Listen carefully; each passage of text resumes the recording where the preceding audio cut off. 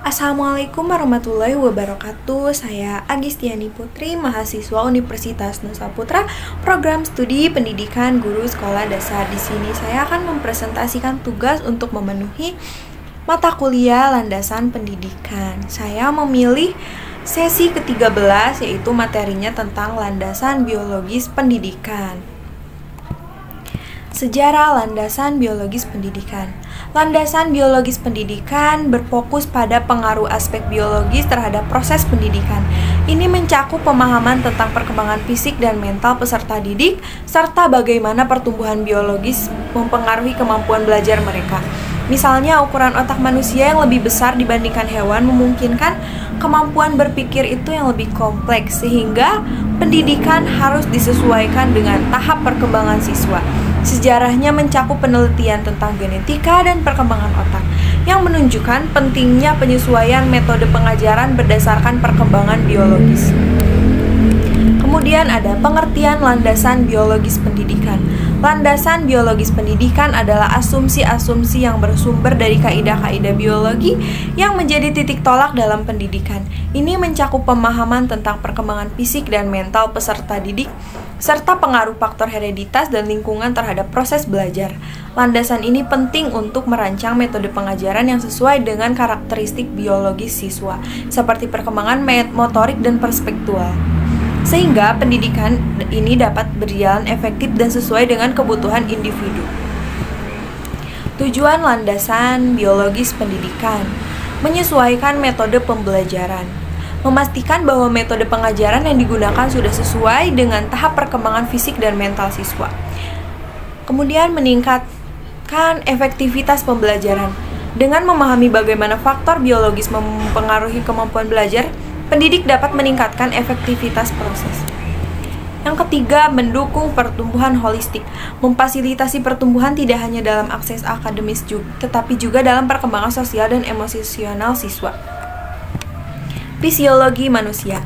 Fisiologi manusia adalah ilmu yang mempelajari fungsi mekanis fisik dan biokimia dari tubuh manusia, serta organ-organ dan sel-sel yang menyusunnya.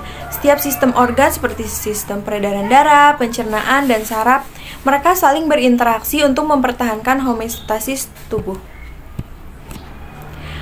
Pentingnya landasan biologis bagi pendidikan: memahami perkembangan fisik dan mental peserta didik, menyesuaikan metode belajar sesuai usia dan kondisi fisik, menciptakan lingkungan belajar yang sehat dan aman, memberikan arah dan pedoman bagi penyelenggaraan pendidikan agar dapat mencapai tujuannya secara efektif dan efisien, sebagai dasar pijakan atau titik tolak praktek pendidikan dan atau studi pendidikan. Aspek biologis dalam pendidikan dan tahapan perkembangan peserta didik. Aspek-aspek biologis dalam pendidikan: yang pertama, pertumbuhan dan perkembangan, proses perubahan fisik dari bayi hingga dewasa.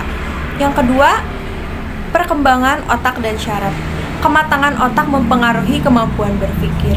Yang ketiga, kesehatan fisik, gizi, olahraga, dan istirahat yang cukup itu mendukung belajar.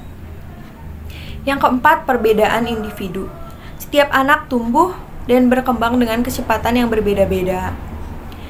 Adapun tahapan perkembangan peserta didik, yang pertama adalah masa kanak-kanak, yaitu 0 sampai 12 tahun, yaitu pertumbuhan fisik pesat, motorik halus, dan kasar berkembang. Yang kedua adalah masa remaja, yaitu 13 sampai 18 tahun, perubahan hormon, emosi lebih labil. Yang ketiga ada masa dewasa awal, yaitu 19 tahun sampai 25 tahun, kematangan fisik dan psikologis.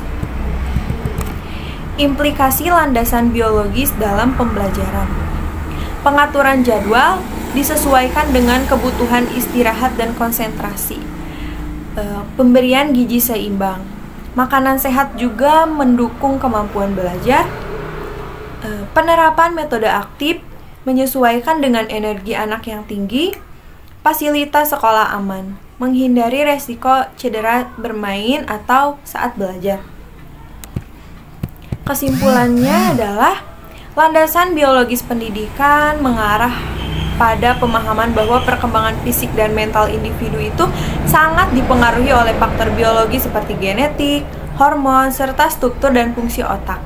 Pendidikan yang efektif harus mempertimbangkan tahapan perkembangan biologi siswa, karena proses belajar sangat dipengaruhi oleh kematangan fisik dan kognitif.